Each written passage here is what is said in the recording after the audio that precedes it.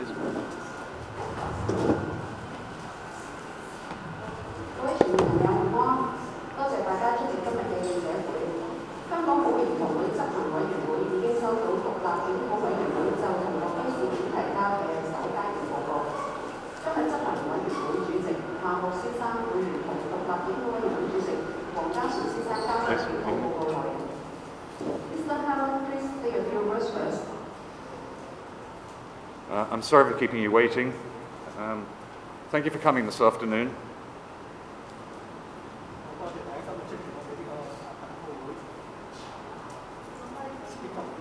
Sorry. The alleged malpractice at our children's residential home has caused an outcry in the community. I and my fellow committee members are shocked, as everybody is.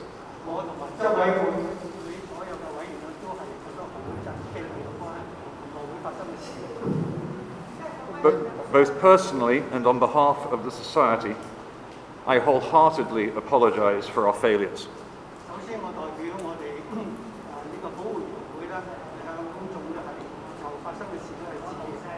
I am particularly sorry for the children in our care and for our service users and supporters of the society whose confidence in us may have been shaken.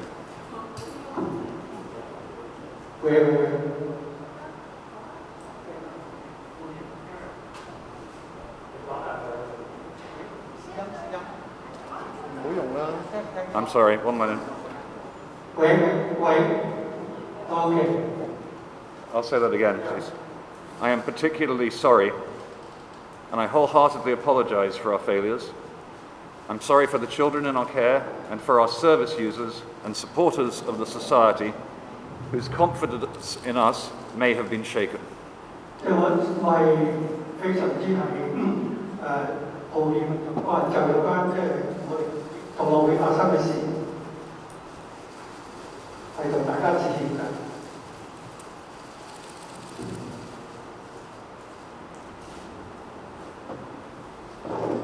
We will do everything we can to regain your trust.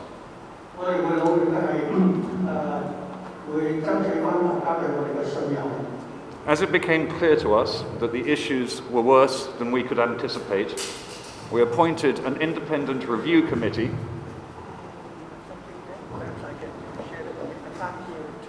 Okay, there we go. We appointed an independent review committee on the 4th of January to find out what happened.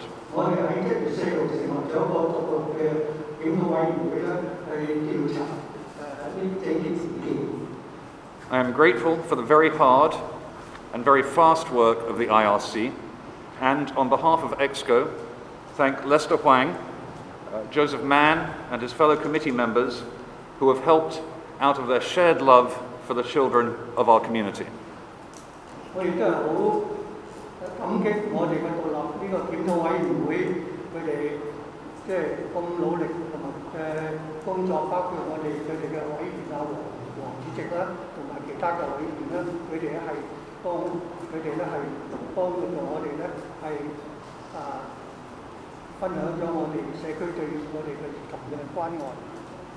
I will pass over to Lester in a moment to tell you about the IRC findings and recommendations.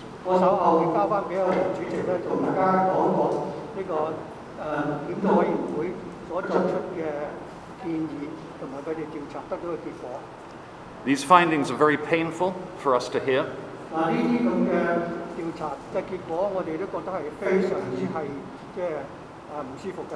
But the truth is the truth, and we must face up to it and improve.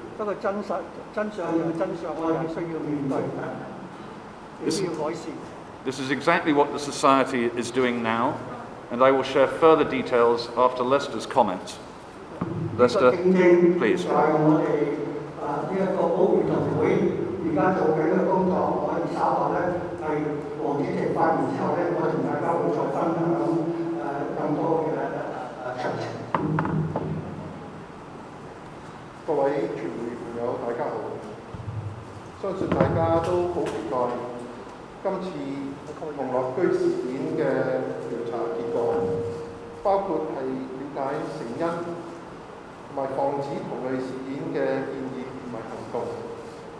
首先我要多謝我檢討委員會嘅其他成員，咁喺呢3個禮拜嘅努力咧，就我覺得咧，我哋係有好嘅報告。3星期前咧，我喺呢度向大家係講過，童樂居嘅小朋友係社會上最弱小同無助嘅一群，所以咧，我哋必須要係為佢哋發聲。到今日，我哋就係幫佢哋發聲。現在獨立調查委員會已經係完成第1階段嘅工作，將中期報告已經咧係交咗俾香港保護兒童會嘅執行委員會。稍後我哋會展開第2階段嘅工作，就係要檢視保護兒童會其他服務中心嘅情況，確保中心係循序遵循咧係法規，同埋係冇出現童樂居涉嫌虐兒嘅行為。使用呢個童樂居服務嘅兒童都係0至到3歲，係冇法係自己去打理自己生活嘅小孩。童樂居事件嘅發生令人非常難過。獨立檢討委員會喺調查過程中了解到幼兒工作員專業操守係出現咗問題，粗魯咁樣係處理兒童嘅行為，讓幼兒喺最短時間內係受控，而甚少或者係完全冇考慮到兒童嘅感受、情緒或者係尊嚴。而呢啲不恰當嘅處理手法咧，係令到已經咧係將童樂居嘅規範，甚至可以話係造成一個係習以為常嘅文化。而不恰當嘅手法咧，萬一過火咧，就好容易係成為法律上係唔可以承受或者係接受嘅刑事罪。更不幸嘅係，當有不恰當嘅行為出現嘅時間咧，係冇人作出舉報，管理層亦都係冇意識到問題嘅嚴重性。呢啲咧係唔可以接受嘅。我哋嘅調查過程中咧，係有人關心到呢次事件係咪針對一啲係非華裔嘅兒童？獨立檢討委員會係冇發現咁樣嘅情況，受害者之中係有各類嘅兒童。出現呢啲問題，幼兒工作員本身嘅專業知識同埋技巧係有不足，佢哋嘅專業操守係未能遵守之外咧，整個監督同埋係監控嘅系統係完全冇發揮作用，包括係缺乏經常同埋定時咁樣係去審查閉路電視嘅錄影片段，內部監控系統同埋投訴機制亦都係不足，再加上咧管理層提示同埋安排培訓亦都係不足。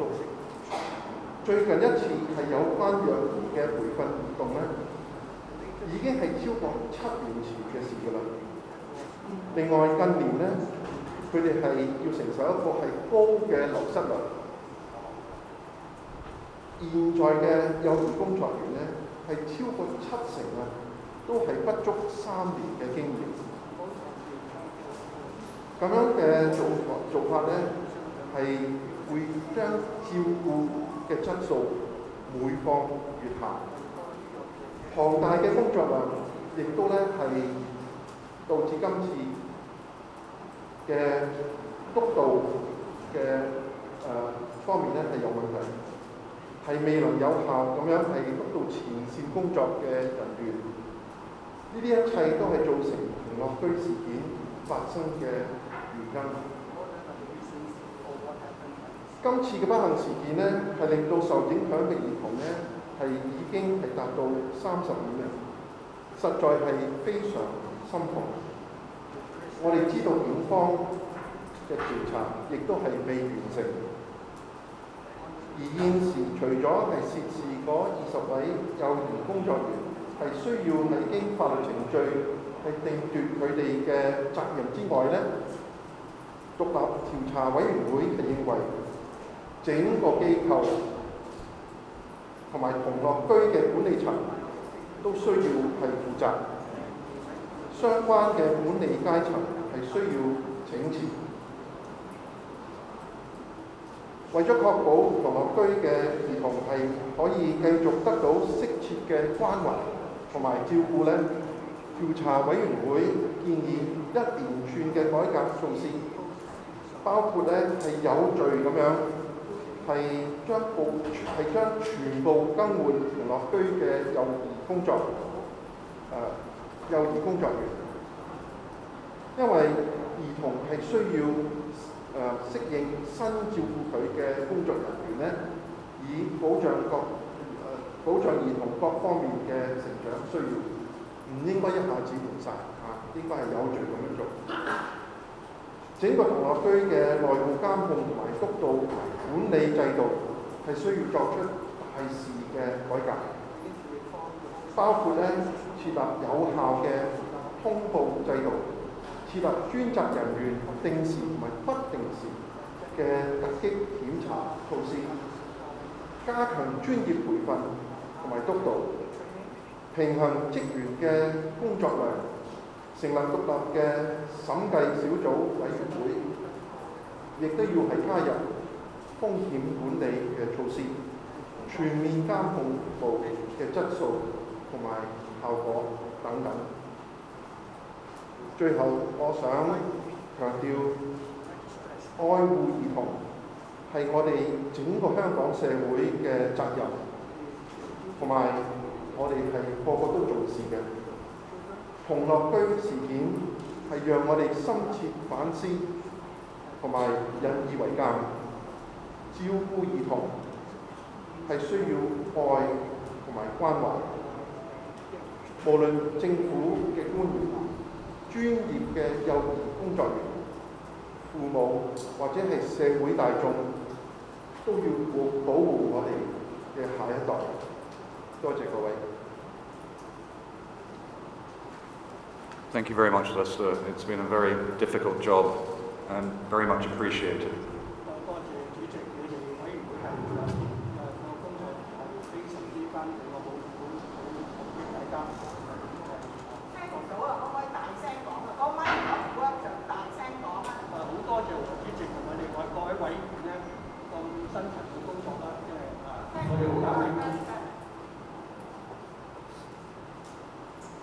Is this working?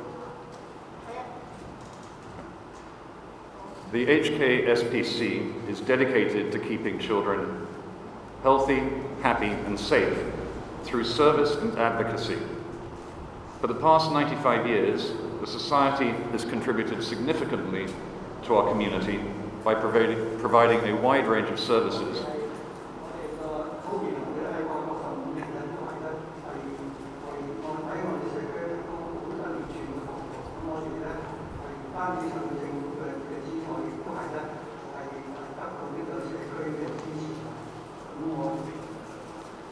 These include day nurseries, day creches, two children and family services centres, and OPRS activities.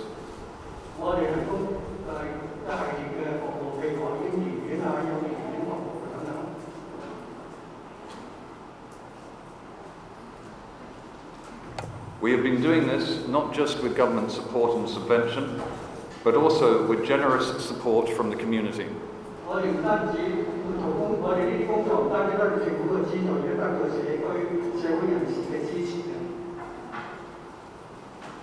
Our society employs over 700 people, not just the 66 staff members in the children's residential home.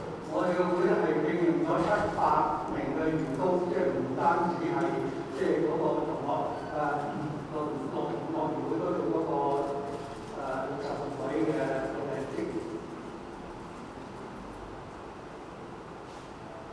Our other operations provide vital services and are very different to the stressful work of the children's residential home. Our internal redeployment to renew CRH's workforce, for example, shows that the society is able to draw on its broader strengths, and this will help us to reform as required to rebuild the CRH.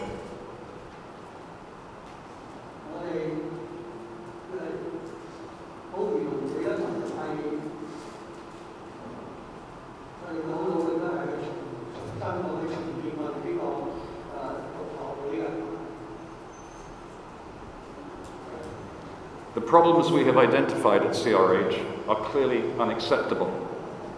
They reflect that our management, monitoring and supervision have failings and that our governance structure and team need reform.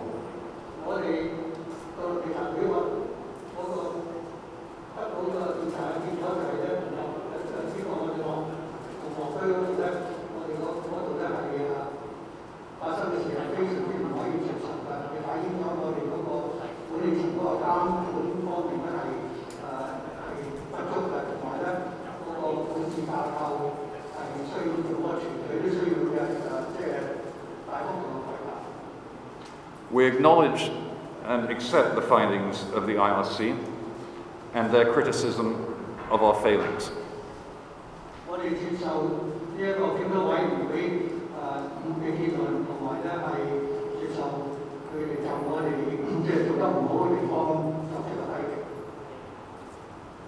We have been introducing remedial actions and shall adopt in full the IRC's recommendations subject to implementation feasibility.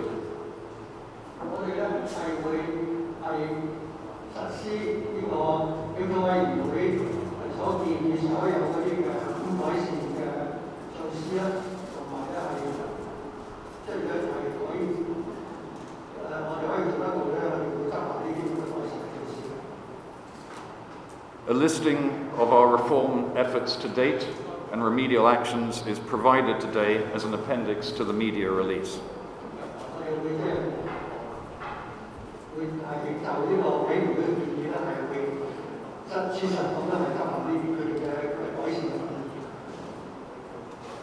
As Lester shared, and the IRC report recommends, the Society is determined to learn from the CRH incidents and reform along three major directions.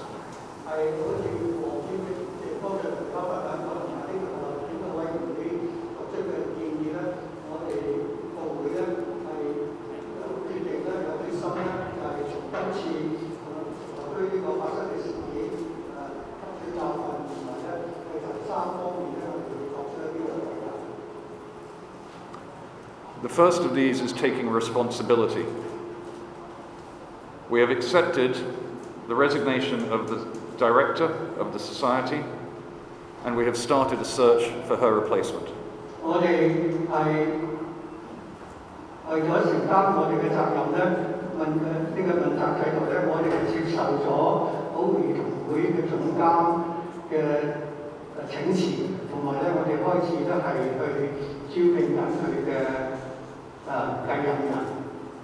She will also relinquish any oversight of the CRH.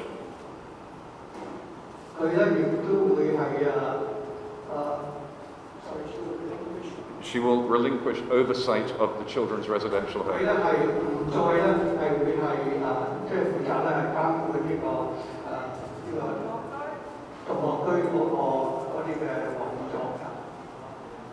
We have already interviewed a small number of candidates and hope to start making offers to enhance our management capabilities soon.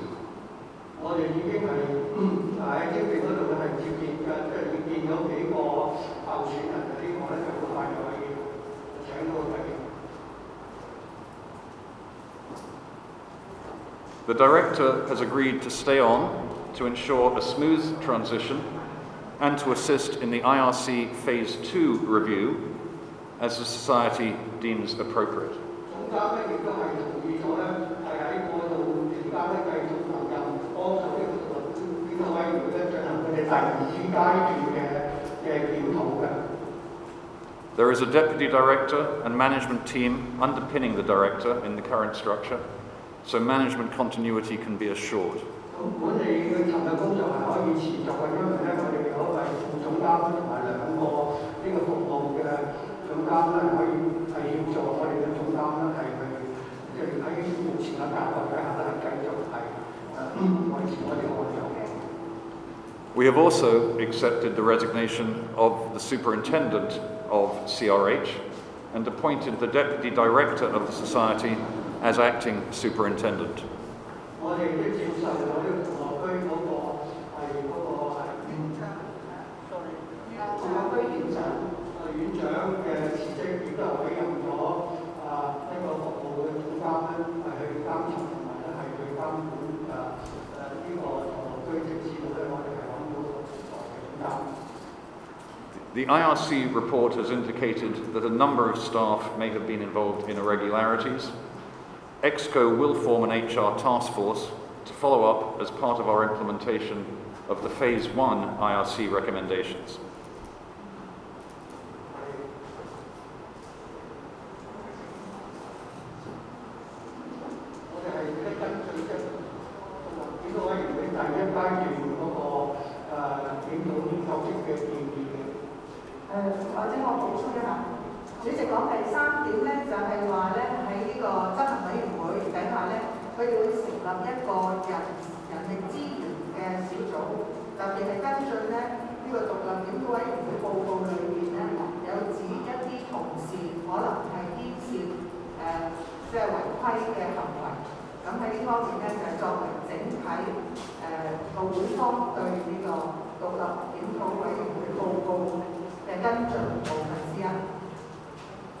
The second initiative is to rebuild the children's residential home.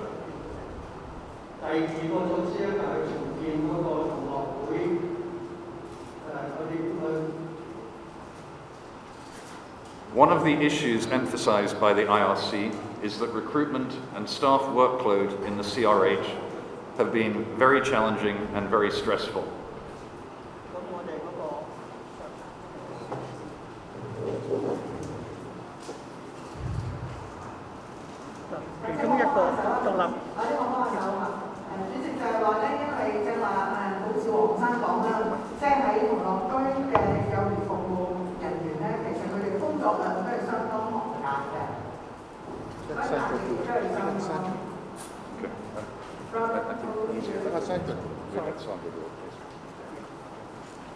Thank you, Sandra. Since the CRH incident came to light, we have also lost CCWs through arrests and resignations.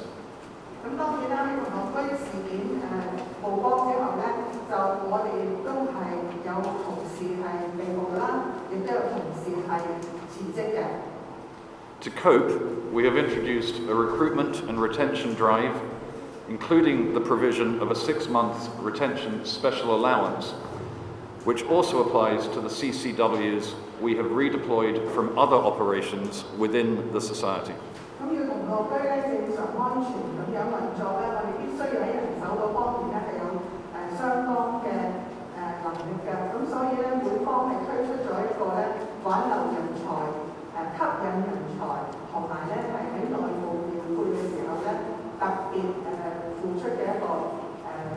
special allowance 特別嘅資助俾所有嘅前線保護照顧唔同嘅工作人員。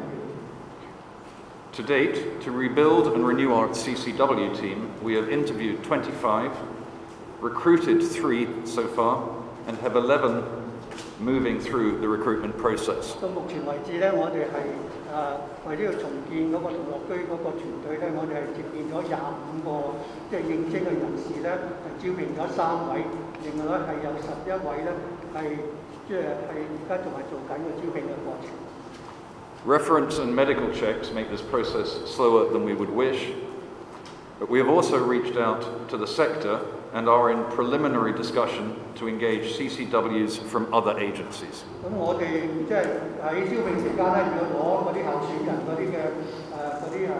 即係嗰啲資歷啊，同埋嗰啲介紹保健等等同佢個醫療嘅記錄咁咧，就需要啲時間。咁同時咧，我哋都接觸咗我哋嘅社福界咧，係去初步有呢個探討，希望去聘請一啲即係幼兒工作者加入，即係其他機構嘅幼兒工作者加入我哋嘅。We welcome any support they may offer and thank them for extending a helping hand at this critical time. 喺呢個關鍵時間，我哋好歡迎佢哋俾我哋嘅支持㗎。Internally, we have so far deployed 7 CCWs from other centres who have responded to our request to redeploy to the children's residential home for 6 months. 我哋內部方面咧，我哋就係調配從我哋其他嘅中心調配咗7位嘅幼兒工作者咧，佢哋係願意咧係去調去我哋個童樂居嗰度咧係工作喺嚟緊嗰度工作。At present, CRH's staffing level stands at 34, caring for 61 children, so that we can ensure there is a renewed team, albeit with suitable continuity, to prevent any adaptation issues on the part of our children. Sammy 啊，我幫下手啊，好嘛？而家童樂居嗰個人力嘅水平咧，就係34，係即講緊34 for 61. 34名前線工作人員嘅，我哋嘅照顧緊嘅兒童係61位，咁咧係足夠嘅，亦都係安全嘅。咁我哋亦都係會繼續去招聘，希望咧就係可以有更加多嘅資源咧，係幫到前線嘅同事。We will continue to build a renewed workforce at CRH with suitably expanded training and supervision, and new training initiatives are already underway. 我哋會繼續咧強大呢個童樂居嘅新服務團隊。當然咧，當中我哋要小心唔好喺替換新員工嘅時候咧，讓照顧嘅小朋友咧產生適應嘅問題。咁我哋亦都會透過咧培訓去讓我哋嘅服務團隊咧係做得更好。咁而呢啲培訓咧已經係開始咗㗎啦。The third initiative is that we will expand our committee's responsibilities to ensure the safe protection of the children under our care. 第三個我哋改革嘅方向咧，就係馬上喺呢個董事會層面咧，增加一啲唔同嘅委員會，去確保咧有特別嘅委員會咧係會照顧或者確保兒童嘅安全同埋適當嘅照顧嘅。We shall introduce board-level audit and child protection committees to achieve adequate internal control and strengthen management capacity and capabilities, as well as staff morale and complaints handling processes. 我哋會喺董事會層面咧增加一啲委員會啦，咁主要係要強化我哋喺內部嘅監控啦、風險管理啦，以至到係同事嘅培訓同埋係讓同事嗰個士氣咧時時都係可以得到關注同埋係保持嘅。2 weeks ago, we introduced psychological support services offered by the Hong Kong Christian Service for our staff. And this week, we have expanded by engaging the Division of Clinical Psychology to provide broader counselling and review for children, parents and staff under the leadership of Dr. Rachel Poon. 我哋喺2個星期之前咧，係邀請咗香港基督教服務委員會咧，幫我哋提供前線員工嘅一啲情緒支援服務。咁我哋啱亦都係得到Division of Clinical Psychologists， 即係臨床心理學家協會咧，佢哋係同我哋合作，而且咧係會請一位非常有名嘅臨床心理學家 Dr. Rachel Poon 潘麥麗萍女士嚟到幫我哋咧係主持幫細路嘅評估啦，同埋幫細路嘅家長或者屋企人評估啦。以至到係我哋同事之間嘅評估，希望咧喺情緒上面亦都有同事係得到支援。We shall work hard to earn the community's confidence, and I sincerely ask that we be given the chance to build back CRH as a showcase of best practice. 香港保護兒童會係始至一定要重建呢個童樂居，希望咧透過呢一次悲劇啦，可以咧讓童樂居日後變成為喺業內裏邊一啲最佳嘅作業守則都係實行嘅地方。咁我哋嘅會係好誠心，希望社會各界咧係可以俾我哋機會去做呢一件事，去重建童樂居。The IRC will conduct a thorough review of the entire society as its Phase 2 assignment, including our governance, internal controls, checks and balances, training, reporting, and all else appropriate to ensure we operate on best practice principles. 獨立檢討委員會嘅工作未完成嘅，第二階段咧，佢哋將會係擴大佢哋嘅檢討範圍，去檢視我哋整個保護兒童會童樂居以外嘅所有服務營運同埋係我哋嘅管治。咁我哋一切嘅會務咧都會請呢個獨立檢討委員會幫我哋檢視嘅。We expect this work to take some months to complete, but we'll share progress as appropriate with the Social Welfare Department and the public. 因為個工作亦都係相當龐大啦，咁我哋估計咧呢個第二期嘅檢討可能會幾個月進行嘅，但係期間咧我哋會係適時咁樣向社會福利處同埋社會各界咧匯報進展。多謝大家。We apologize once again. Thank you, everybody. We'll take questions. 我哋而家可以提問。係呢位。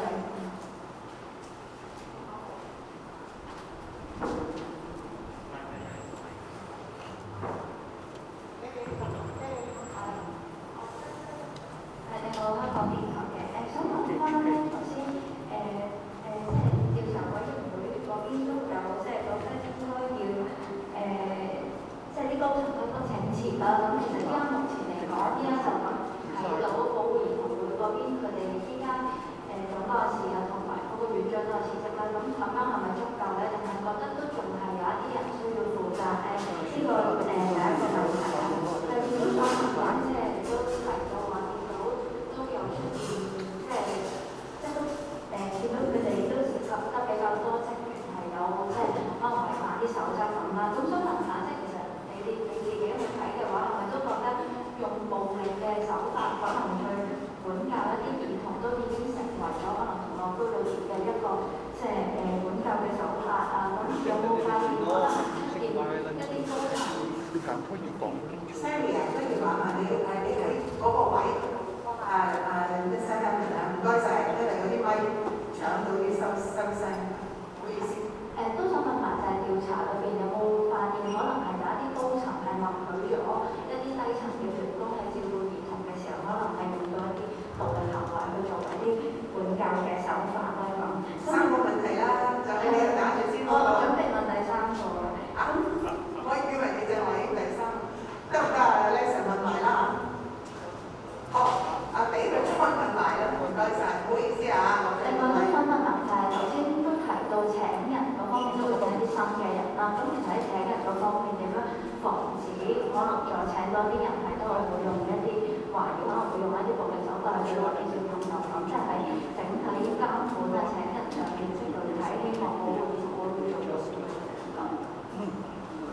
或者我哋請下 Alexa 咧答咗一啲喺呢度嘅檢討委員會個範疇嘅問題，然後我請夏木先生嘗試回答其他。獨立委員會咧，獨立調查委員會咧，係的確咧係發現今次嘅事咧係涉及到個會入邊上下唔同階層嘅人士嘅。咁今次咧就我哋得悉咧就係總監同埋咧係院長係已經請辭，咁我哋覺得咧呢個係好嘅開始。咁究竟係足夠咧？係一個由會方要去再去評斷嘅。咁我哋知道咧有係第二階段嘅工作要去做。咁咧就我自己去睇咧，就我哋係需要咧就係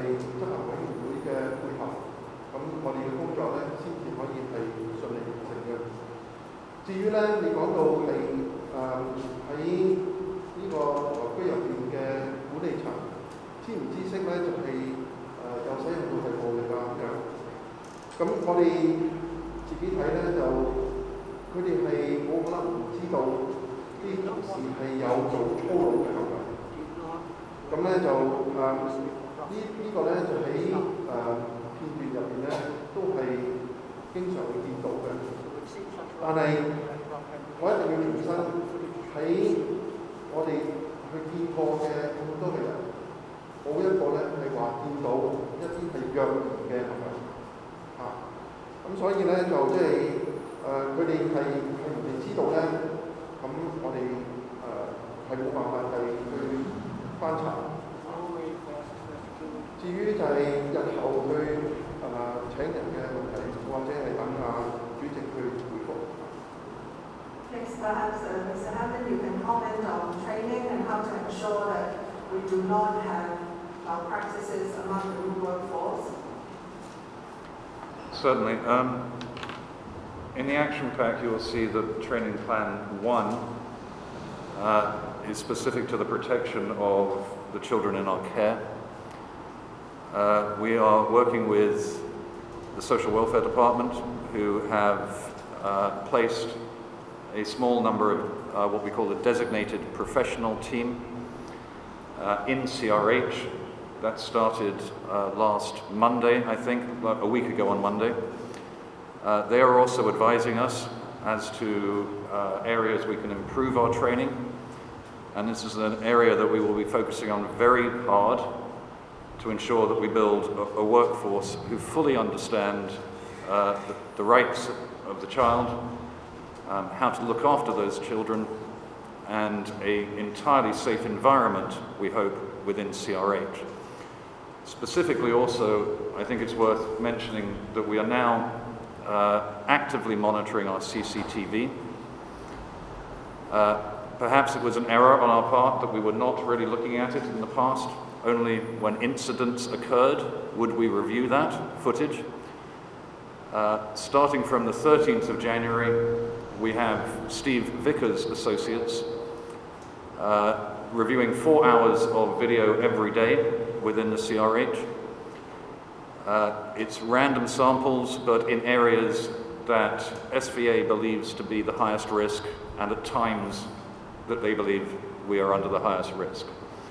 主席咧係有兩方面嘅資料提供嘅，第一就係有關培訓方面咧，主席係講到而家我哋同社署喺呢方面咧通力合作，而且咧我哋亦都係得到心理輔導嘅唔同嘅專家咧嚟到幫手，唔單止咧係為兒童我哋照顧嘅兒童嘅心理嗰度服務，而且咧亦都係為照顧兒童嗰啲照顧者嘅心理去服務。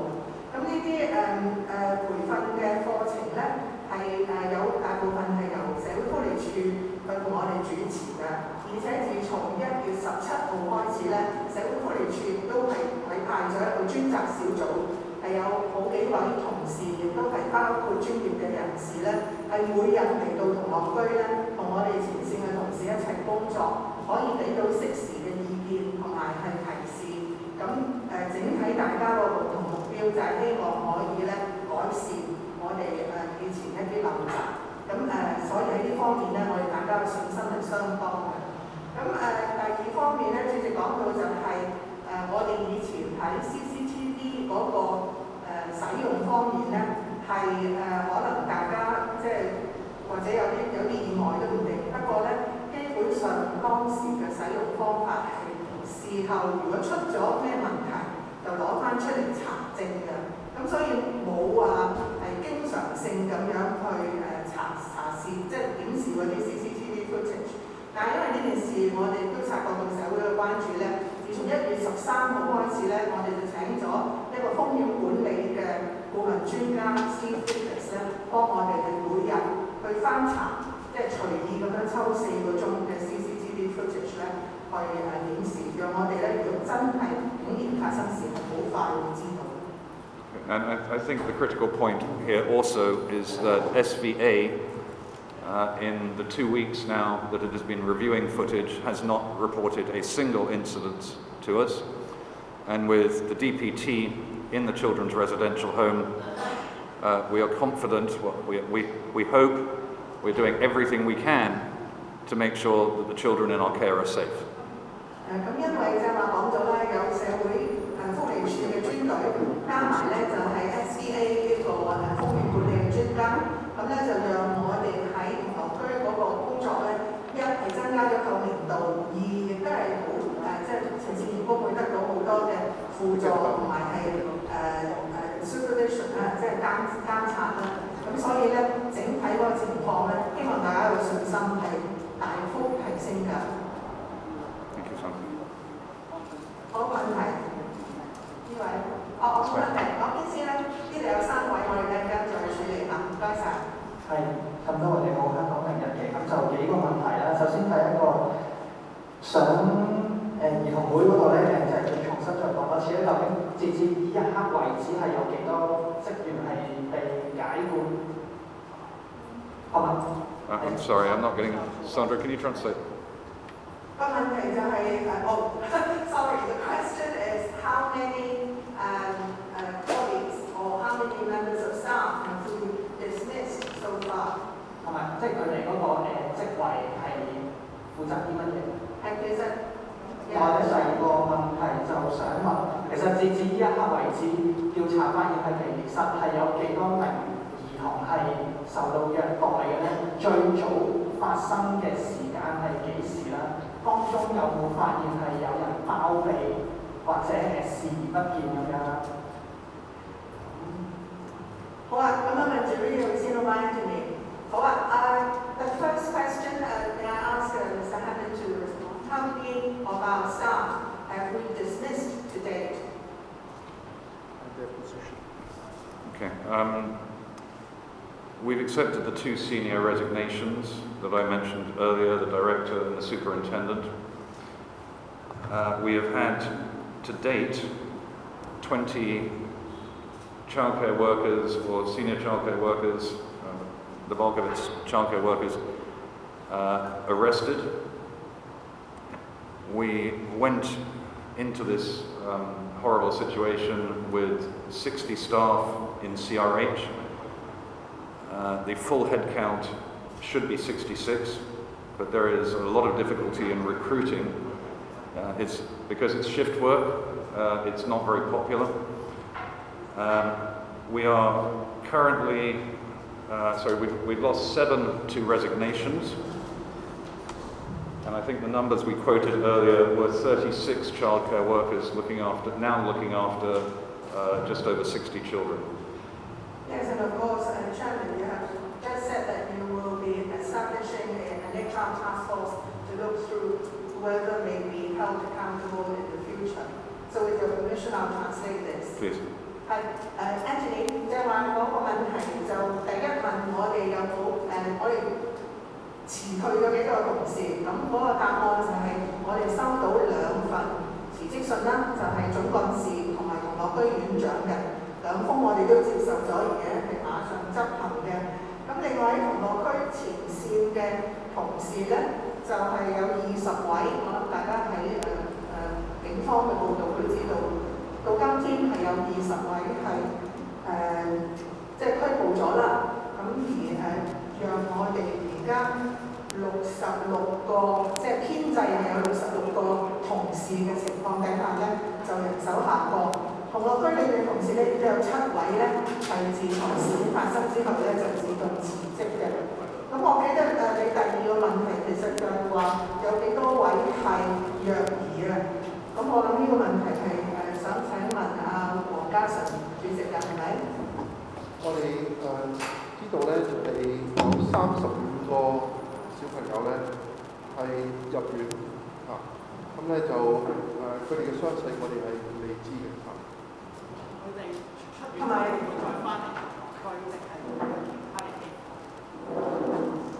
佢哋出院之後係咪翻童樂居？呢個咧係要再作安排嘅。係，同埋我諗正話都有一個 point 咧，係先前大家好似都要清晰咗黃主席好似都有講過嘅，即係是否虐兒咧同粗魯對待咧，其實可能一線之差嘅。咁所以就係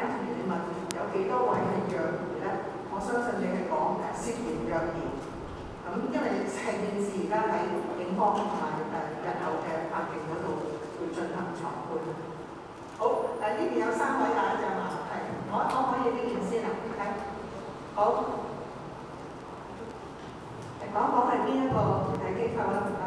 你好，有線電視嘅，我想問翻咧，即係其實都呢件事都鬧咗差唔多1個月啦。其實點解今日先至會出嚟道歉咧？會唔會係太遲咧？另外就想問啦，其實即係早前都有議員就提及嘅，而家同樂居每隔一段時間就會再有人被捕啦。建議同樂居嘅職員咧就應該先停職，審查完成件事之後咧先俾佢哋復職啦。其實點解即係委員會有冇考慮過呢個建議咧？點解即係點解唔咁樣做咧？我有個問題，第一個問題我諗你要問項目主席係咪？The first question is why are you apologizing only 1 month after the incident? Is it too late? 第二個問題係黃生嘅，咁我I'm here personally apologising today, but the Executive Committee in its statement on the 28th of December most definitely apologised. We're all extremely sorry for the incidents that have happened, and we're trying to do our best to fix them. 係，其實咧夏目先生本人親身道歉咧係第一次，但係個會方嘅道歉咧，其實喺10月28號同埋1月14號都係曾經書面係發表過嘅。咁但係當然喺呢方面大家嗰個意見我哋係聽到嘅。咁啊，就住同樂居嘅職員嘅更換咧，大家要理解咧，係因為佢哋所照顧嘅小孩咧係都未夠3歲，咁所以咧就佢一下子咧就將全個團隊係更換咧，咁呢啲細路哥咧所面對嘅照顧者咧，全部都會係陌生人。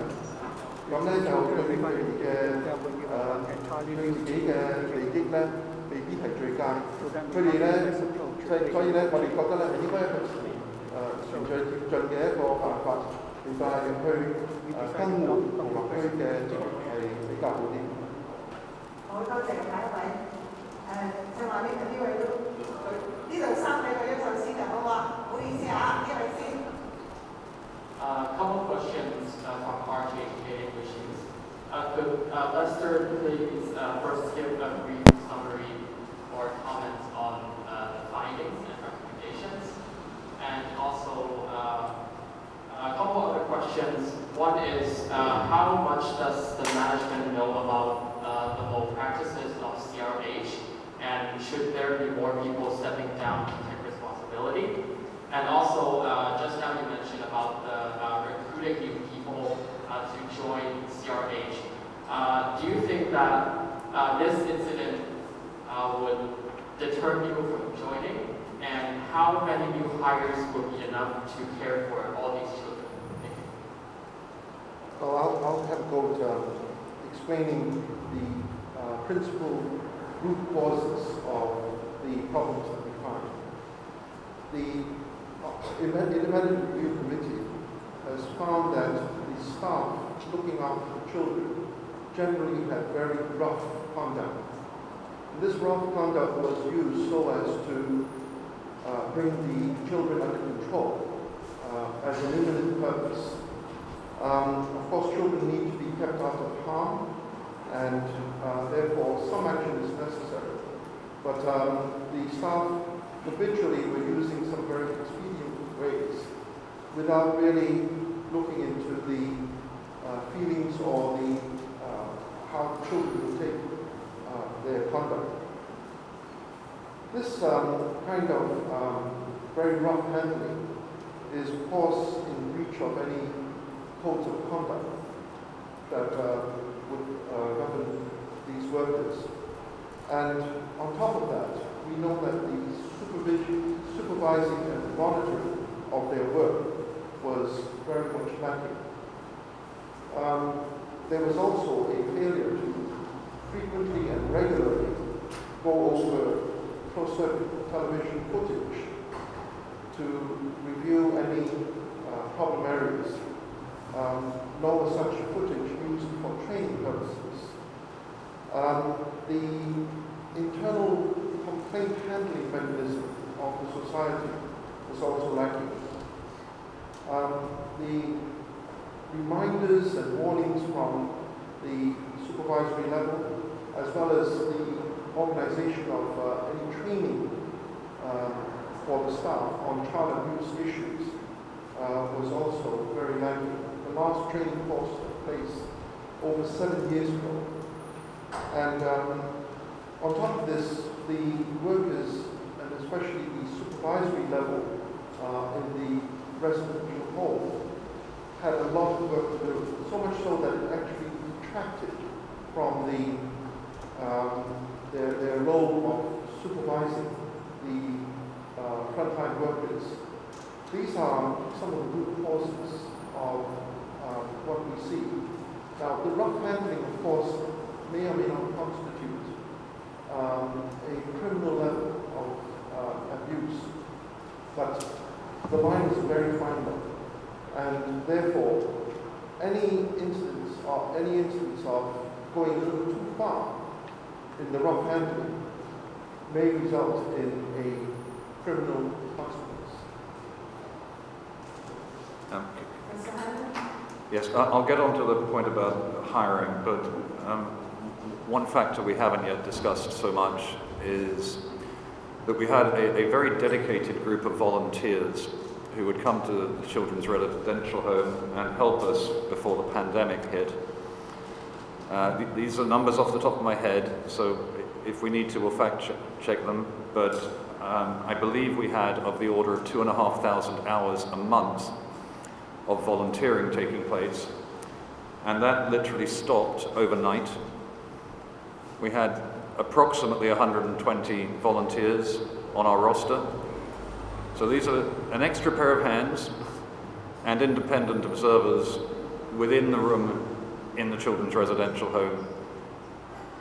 And in retrospective, if we could go back and keep that running, I think that's one of the things that we did that I regret the most, was stopping the volunteer program.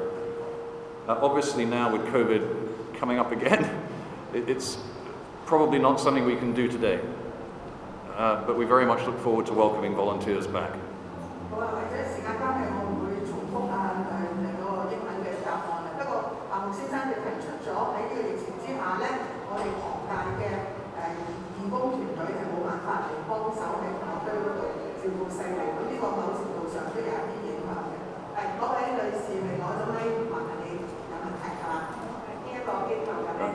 Sandra, hold on 1 second, please, because there was a secondary question there. Of course, this is going to make it difficult to recruit. But it was very, very difficult to recruit in the first place. We're talking 3 shifts of 8 hours. You're looking after typically 8 children. It's a busy job. But we welcome applications at this point, and I would actually request, if people are interested, please do let us know. We're looking for new staff actively as I speak.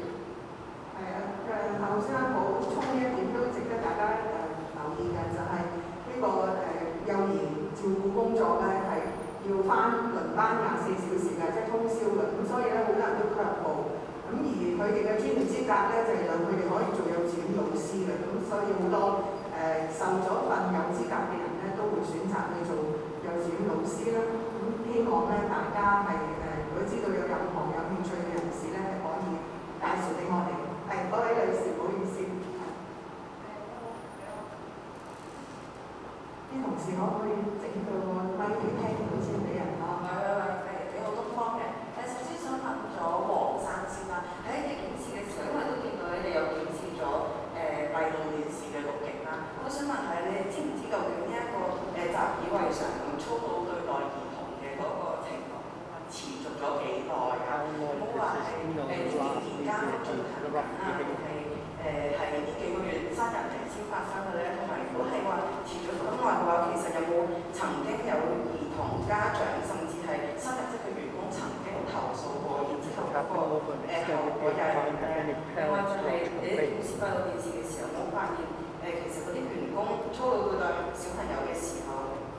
有選擇性啦，定係可能係 random 形式嘅咧？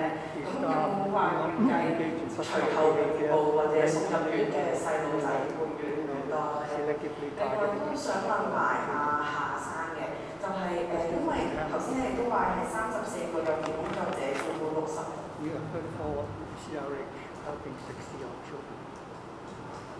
而且仲要係24小時咁運作啦。其實你覺得保護兒童會仲有冇能力去照顧呢一班小朋友咧？究竟有冇考慮過暫時停止營運童樂會，或者將小朋友交俾其他機構去負責咧？點解又唔做咧？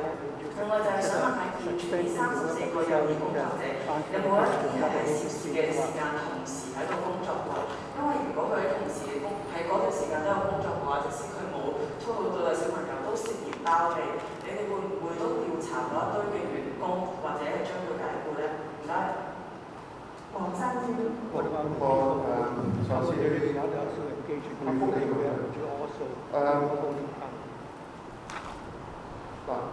我哋去睇嘅片段咧，大家要理解咧，童樂居入邊咧係有幾十個係閉路電視，咁幾十個閉路電視，每一日係影住24小時嘅片段咧，咁我哋係需要幾十個24小時先至係可以睇到一日嘅片段。咁所以咧，我哋係冇辦法咧係翻查晒所有嘅片段。不過咧，我哋除咗係睇片段之外，係有去同一啲童樂居嘅現役同埋係前僱員係傾翻。我自己係相信咧，呢一啲係粗魯嘅行為已經係維持咗一段嘅時間。係幾耐咧？係我冇辦法係去講到。咁但係咧，我哋喺呢一個調查之中咧，就覺得咧最遺憾嘅係大家同事之間嗰個互相提點，或者係互相咧係去指責，即係其他人係有不當嘅行為咧，或者係睇翻佢可能咁樣唔係幾好喎，即係呢啲咁樣嘅提示咧，似乎係冇再做嚇。咁變成咗咧喺童樂居入邊咧，係有一個自己嘅粗魯嘅行為嘅文化出現。咁至於投訴咧，咁我哋係知道係有投訴，咁但係咧只係一單半單，咁咧就呢啲投訴咧都係有管理層咧同埋個會嘅管理層咧就係去研究同埋去提出報告，咁係有適當咁樣係去處理嘅嚇。咁會唔會繼續係有呢啲事咧咁樣？咁大家都知道，即係而家咧就會方咧係喺閉路電視方面咧就已經揾咗間專責嘅公司咧，就每日咧係去抽查翻一啲嘅片段，特別係一啲高危時段嘅片段。咁所以咧就即係多對眼係去監察住啦。另外咧就係社會福利署都有佢嘅特定嘅專業人士係協助緊，係去做緊係一啲嘅監視嘅。咁所以即係我哋自己去睇咧，而家係去再發現一啲係即係可以構成係虐兒嘅行為咧，幾乎應該係低好多。Whether or not it is enough for 34 CCWs to take care of 61 children in the war, as we seem to have previously suggested. Sure. On the issue of complaint handling, we will most certainly be improving the processes and reporting to committees so that there is no question of us being aware at committee level of any incidents moving forward.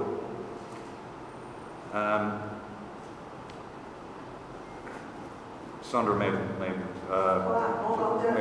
I explain this first? I personally have already started some investigation as to whether we can actually use artificial intelligence and machine learning to improve our video surveillance abilities. I don't know if we're going to be able to make it work. It's an idea that I hope we can pursue, because it is literally impossible to look at all of these TV cameras all day, all the time. You just can't do it, and that I think is reflected in the length of the police investigation, which may still last for a month or two, continuing to review footage. As opposed to capacity, 34 looking after 61 is sufficient according to the current guidelines, and we'll always work with SWD to ensure we meet the regulatory levels. I think one of our omissions has been that our focus has been on that regulatory level rather than the quality of the care that we provide. So at a committee level, we see numbers that appear okay, when in reality we've had this cultural deterioration. As for relocation of children, in our first meeting with SWD, we did actually suggest that that may be an option, but there is no other option in Hong Kong. It's essentially us and another very well-known organization providing this service. It's a very, very complex, difficult thing to do. We're looking after children who otherwise would be living a difficult life. They come to us for a reason, and we try and provide support and care for them. I would hope that we will, at some point in the future, either from our own resources or with discussion with the SWD, seek to have a better staff-to-child ratio in the future. We're certainly going to try, but for now, the important thing is rebuilding our team members so that we can, we hope, with the support of SWD, bring some of the children who've been sent to hospital back to the home in the belief that we have made it safe. 夏先生就係講幾點嘅，第一就係有關呢個complaint 就即係投訴嗰個情況，因為亦都有留意到以前同事咧就冇互相提點啊，或者係互相監察呢個問題嘅。咁所以未來咧，我哋喺處理投訴方面咧係會有咗一個制度，而且咧係會好認真咁樣去每一個投訴都會跟進嘅。亦都有興趣問到第二個問題咧，就話我哋點樣去監察啦、CCTV 啊等等。咁夏先生就講咗係，因為我哋而家鏡頭係好多53支鏡頭，淨係同樂居成個會係891支鏡頭，咁所以24小時去睇嘅話咧，真係非人力所能及啦。咁所以佢諗到咧係可能會未來係用artificial intelligence 嗰啲 AI 嘅，咁咧就係用科技，希望可以幫我哋手喺呢方面做。咁所以係一個不斷嘅改進嘅路嘅。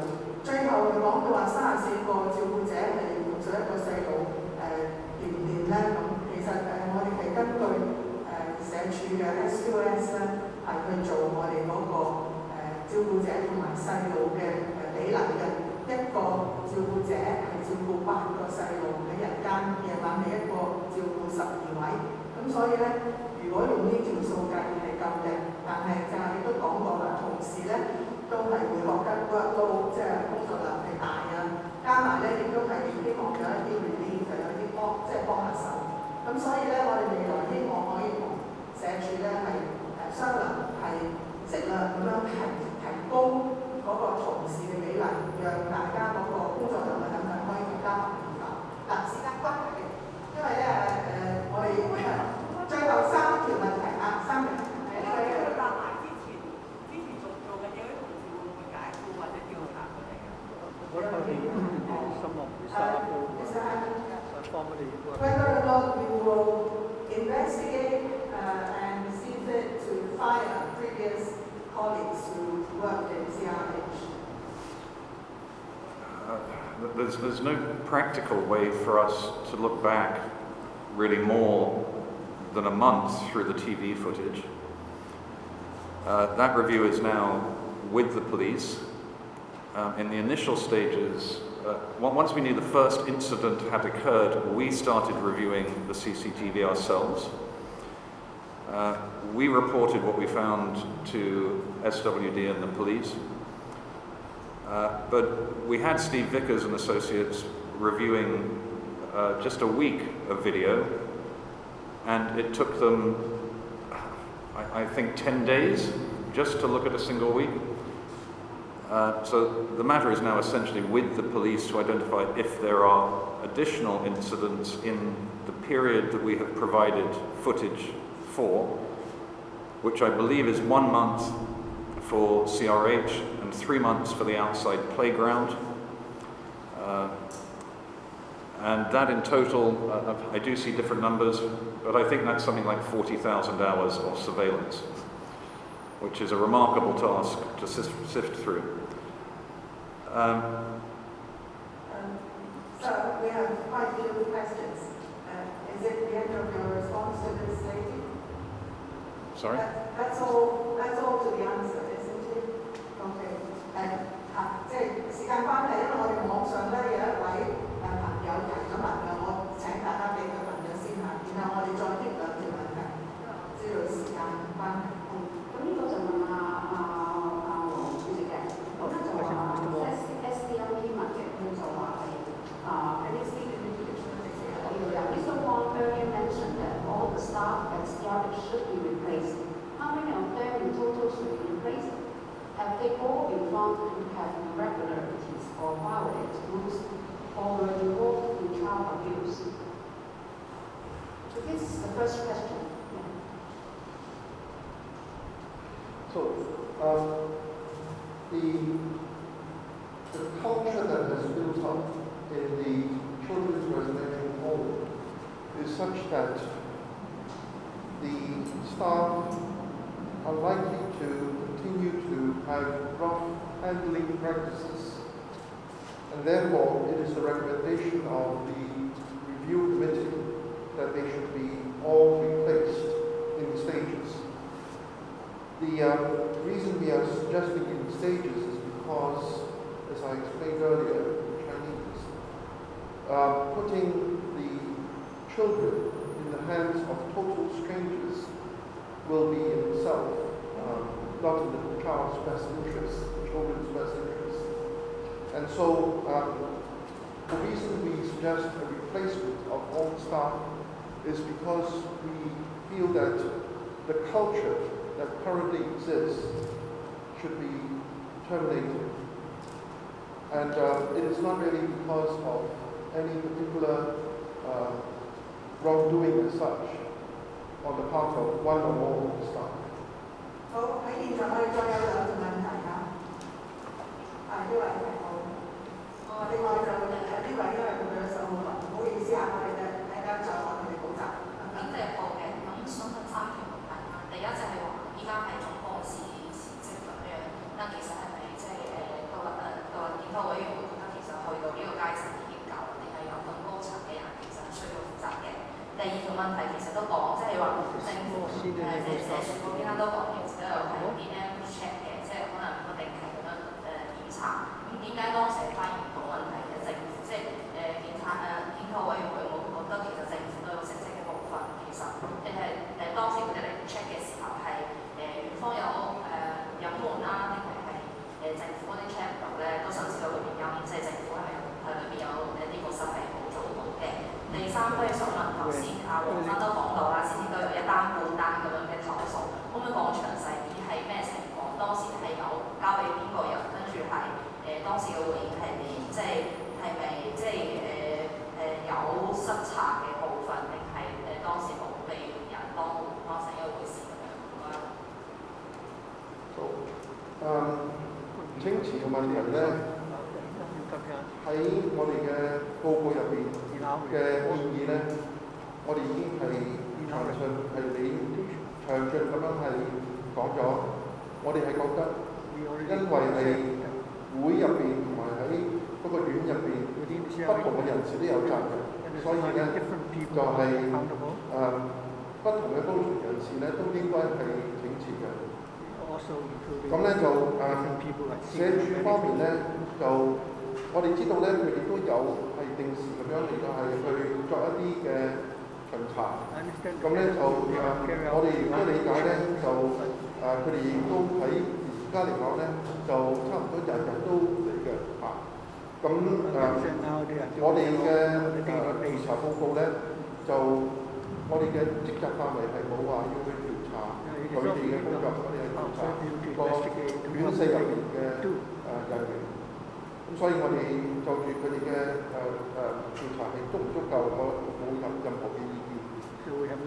第三咧就係我哋嗰個關於個投訴嗰方面，投訴嗰方面咧，你大家要認清楚咧，就係實在咧就係去到3歲嘅細路哥咧，3、4歲嘅細路哥咧係好活躍嘅，咁所以咧時不時咧佢哋都會有啲係傷痕嘅嚇。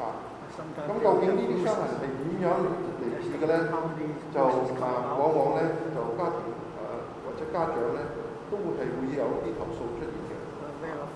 咁咧就每方咧就收到某一個家長嘅投訴之後咧，係將呢一個閉路電視嘅片段咧係去翻查，但係咧就係翻查唔到點解會係有呢一個傷勢，所以咧呢個投訴咧係冇辦法再係去跟進。好，最後一個問題係呢一位同事，唔好意思啊，我哋等陣間再講。好啊，啱嘅。首先想問翻個調查過程啦。見到你哋話有約見咗21位嘅保護兒童同樂居人士，可唔可以透露係一啲咩職級或者係咩崗位嘅人士？其實過程當中係問佢哋即係攞咗啲咩嘅資料咧？頭先都有提過，以話過話見過有啲嘅情況發生，但係你又話 CCTV 見到都應該係一個持續性嘅行為啦。即係會唔會你會點樣評價呢一個現象咧？覺得係咪一個合理嘅現象，定係真係向住一個即係可能有一啲包庇嘅情況出現啦？呢個第一。第二咧就係關於嗰個頭先都見到即係好多交通啊或者人手培訓各方面都有問題，會唔會係個同學都有一個全面性嘅問題咧？如果係嘅話，其實喺做呢個報告嘅過程當中，有冇曾經考慮係可能會關閉同學居咗啲嘅大公用電證？即係最終而家有冇採納到一個方向？同埋第三咧就係關於嗰個頭先提到嗰投訴嗰度啊，即係提到話有翻睇 CCTV， 但又查唔到係呢啲嘅傷痕。其實係有冇了解過係一啲成員佢哋翻睇 CCTV 嘅時候有一啲疏漏嘅問題咧？但係當時係有個 CCTV footage 見到有一個或者咁即係影響唔大嘅事情咧。好，我哋調查嘅時間咧係唔夠20日咁咧就所以咧我哋喺調查嘅時間咧就都係密鑼緊鼓咁樣去見一啲唔同嘅人。咁我哋見嘅包括咧係主席啦、總監啦，就一路係去到同樂居最前線嘅幼兒工作。咁咧就我哋亦都有見一啲咧喺同樂居嘅輔助工作人員啦嚇，例如係做煮飯㗎，或者咧就係佢哋嘅社工啊、護士啊呢啲咁樣，我哋都有見嘅。除咗呢個之外咧，我哋亦都有得到咧係2名係已經離職嘅員工嘅協助，咁咧就了解翻咧佢哋當時在職時間係個處境係點樣。嗱咁咧就如果你係問我個評價嚇，即係話我哋喺片段都可以見到一啲好粗魯嘅行為，咁但係咧就係管理層咧都係佢話佢哋見唔到有一啲係虐兒嘅情況。嗱咁我嘅分析係咁樣，第一咧就係的確咧，我哋去翻查片段嘅時間係見唔到係有管理層。見到係有養兒嘅時間咧，係見唔到有管理層係在場嘅，或者喺附近。咁我哋所以係唔可以咧係可以叫佢説法嘅。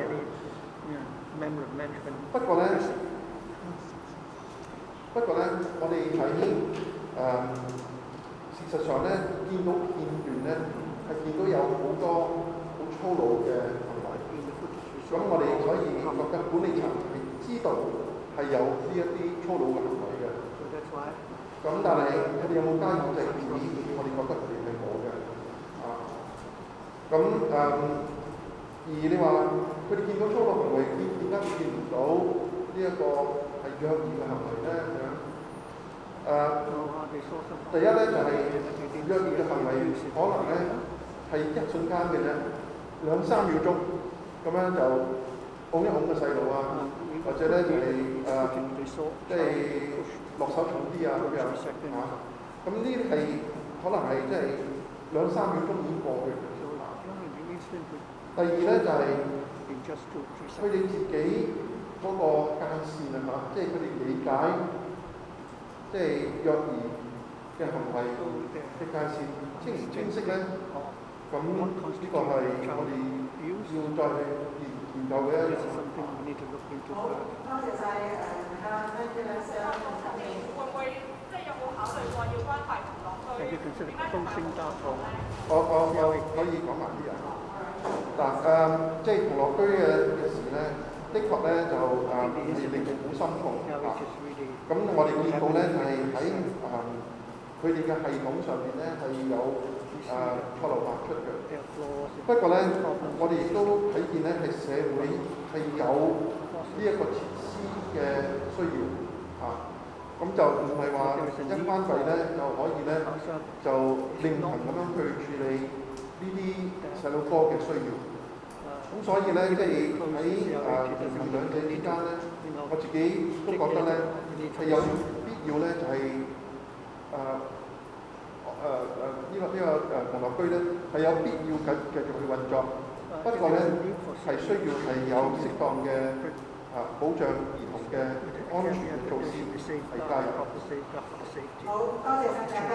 今日個記者會到此為止，唔該晒。如果有啲咩資料提供咧，可以錄低我。Thank you all. Thank you. Sorry,